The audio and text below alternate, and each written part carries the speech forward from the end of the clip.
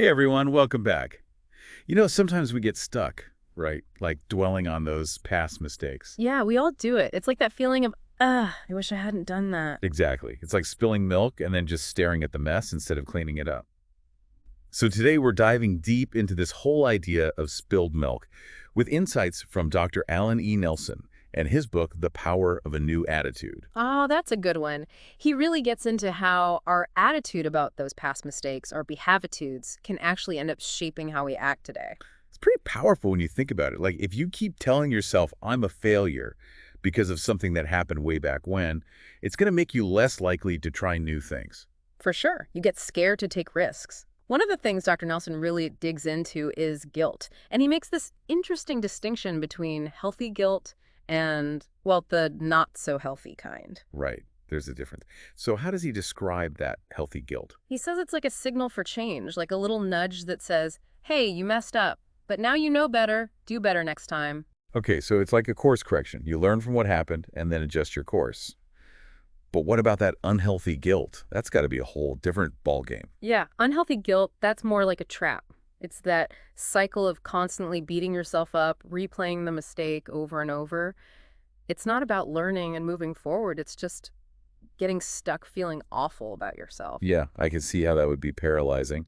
And he has this story in the book that really stuck with me about a businessman who felt like he had to go to church every week just to get, as he put it, hit over the head for his past mistakes. Wow, that's a powerful image. Really shows how distorted our view of guilt can become. It does. It's like he was seeking out punishment instead of focusing on growth and forgiveness. And Dr. Nelson doesn't just stop at identifying the problem. He goes on to lay out four major dangers of this spilled milk mentality. Yeah, these are things we might not even realize are connected to dwelling in the past. Okay, I'm all ears. Tell me about those dangers. All right, the first one he calls exaggerated damage. It's when we blow things way out of proportion, turning a small mistake into this massive burden. Oh, I'm definitely guilty of that. Sometimes the tiniest mishap can feel like the end of the world. Totally. And he gives this example of a woman who avoids a coworker for days just because of one offhand comment. Ouch. So she's letting that one comment define their whole relationship. Exactly. It's like looking at the situation through a funhouse mirror, totally distorting things. But that's just one of the dangers. The second one is all about blame shifting. Okay, blame shifting. I can see how that would be tempting. It's easier to point the finger at someone else than to own up to our mistakes. But what's the real danger there?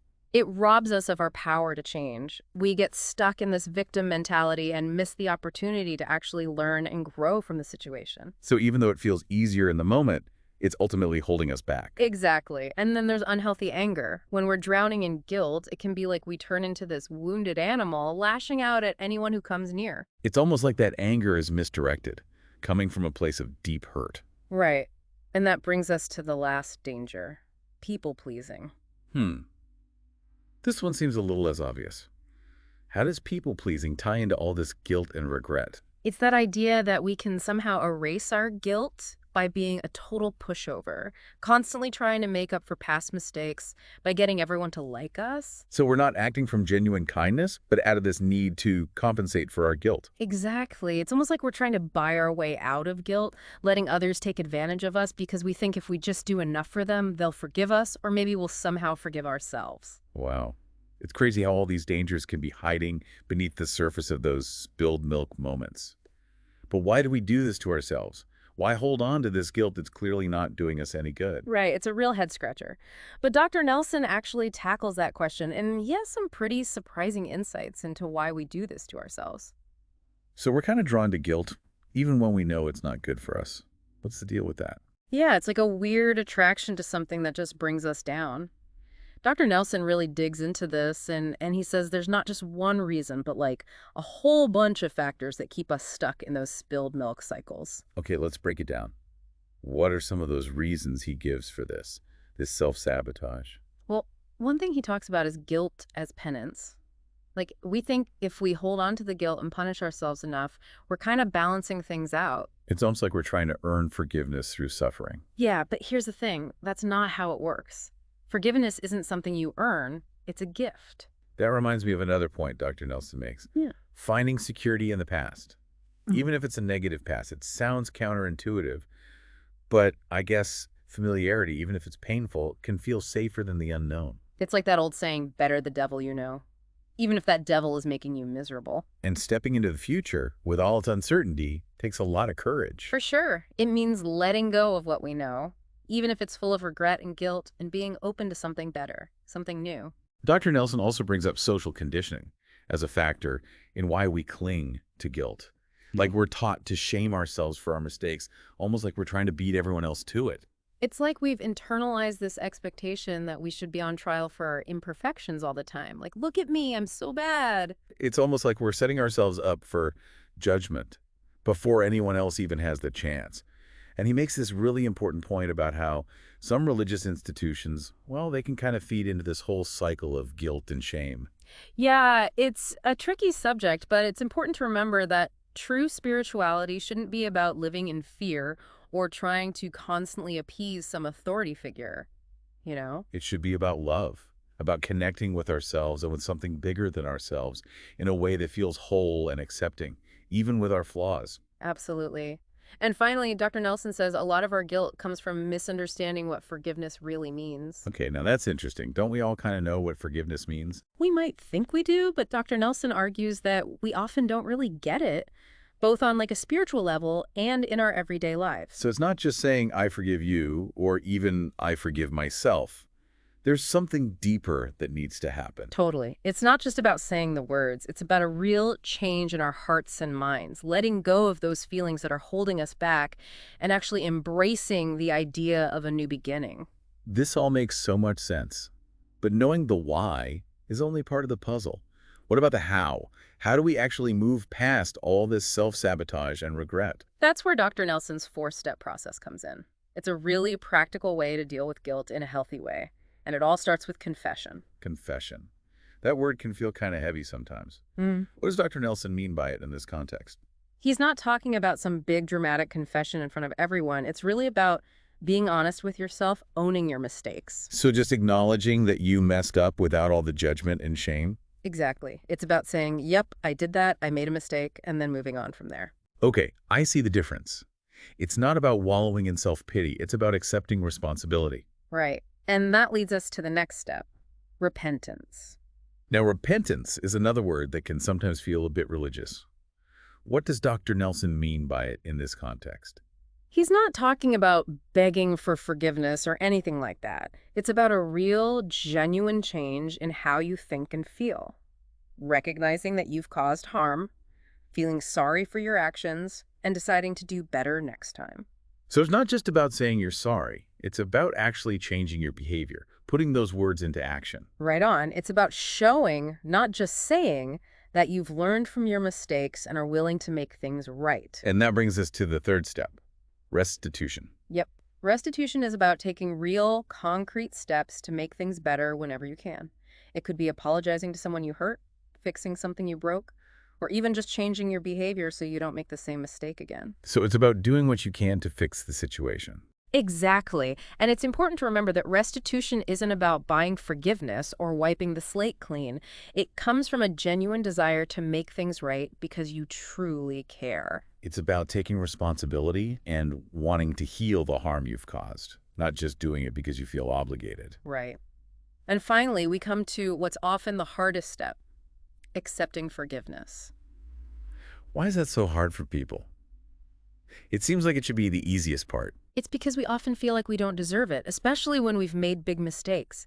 We might understand it logically, but emotionally, it's hard to truly believe that we're worthy of forgiveness. We might even resist it because a part of us thinks we should be punished for what we've done. So it's not just about other people forgiving us, it's about forgiving ourselves too. Exactly. And that can be super tough, especially if we've been carrying around all that guilt and shame for a long time. It's like we're holding ourselves hostage to our past. But the key is to let go of those old beliefs about not being good enough, to actually believe that we can have a fresh start. That's where Dr. Nelson's faith perspective comes in. He talks about how true forgiveness comes from a higher power, a source of unconditional love that gives us grace and mercy even when we don't think we deserve it. It's about surrendering to that love and accepting that we're forgiven no matter what. And that feeling of being released from the weight of guilt and shame, it can be incredibly freeing. Like a huge burden has been lifted. Exactly. Dr. Nelson also talks about the challenge of memory, how our minds can become like these mental VCRs, constantly replaying our past failures. Oh, I know that feeling. It's like those negative memories have a way of popping up at the worst possible times. We all have our greatest hits of embarrassing moments, right? Tell me about it. But this whole thing about memory is so important because even when we logically get forgiveness, those old tapes can still play and bring back all those bad feelings. They can, and that's why Dr. Nelson says we need to actively remind ourselves of forgiveness, to fight those negative thought patterns and replace them with the truth about our worthiness and the love that's always there for us. It's almost like we need to reprogram those mental VCRs, trade in those old tapes of regret and self-criticism for something new and hopeful. I like that. It's about creating a new mental space that's filled with self-compassion and possibility, not stuck in the past. That's a really powerful message. And a great place to take a break. We've covered a lot in this second part of our deep dive into Dr. Nelson's work. We have, and there's still more to uncover. In our last segment, we'll explore some practical ways to apply these ideas and actually break free from those spilled milk moments for good. Welcome back. So we've talked about why we hold on to guilt and those 4 steps Dr. Nelson outlines for moving forward. But what I'm really curious about is, like, how do we actually put this into practice, make real changes? Yeah, it's one thing to get the ideas, but it's a whole other thing to live them out. And Dr. Nelson gives us some really great tools to do just that.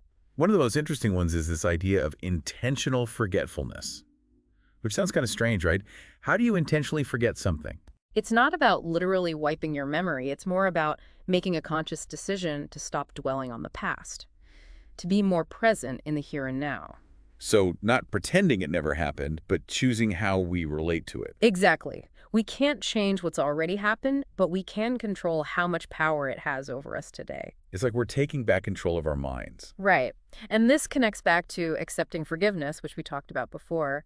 Because even when we've gone through those steps of confession, repentance, restitution, sometimes those old memories can still sneak in and make us feel guilty all over again. So what do we do when those thoughts pop up?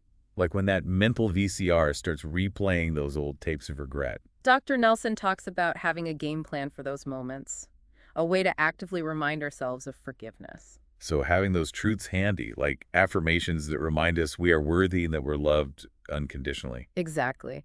It's about practicing forgiveness and self-compassion until it becomes like second nature, a reflex. It's like we're training our brains to hit pause on those negative thoughts and choose something better, something more positive. Exactly. And at the end of the day, that's really what Dr. Nelson is getting at. Like, we always have a choice. We don't have to let our past mistakes define who we are. We can learn from them, grow from them, and move on to something better. This whole deep dive has been so insightful. I know I'll be thinking about these ideas for a long time. Me too.